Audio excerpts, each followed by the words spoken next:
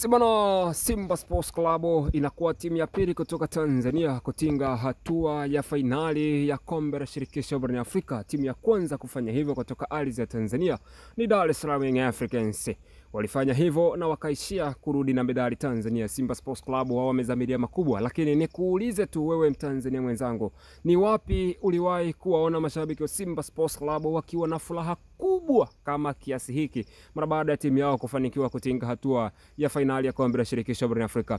Kwa sababu Simba Sports Club zaidi ya miaka 20 mpaka 30 hawajawahi kuiona fainali ya michuano mikubwa barani Afrika, lakini kwa sasa wameweza kufanya hivyo. Ni jitihada kubwa kutoka viongozi na wachezaji wao, wamepambana vilivyo. Ni heshima kubwa pia kwa soka la Tanzania na ni heshima pia kwa nchi ya Tanzania kuendelea kupeperusha bendera vyema zaidi. Hapa ni mara baada ya mashabiki wa Simba Sports Club timu yao kutangulia kufika fainali wakiwa wanawasubiri wapinzani wao RS Berkane, ambao wao walikuwa wanapewa matumaini makubwa kwenda kucheza fainali na Simba Sports Club. Hapa ni Tanzania na hii ni Mbagara Kuu, wakiwa na furaha kubwa wana Simba Sports Club. Kumbuka tu, Simba Sports Club sio timu ya kwanza kucheza fainali.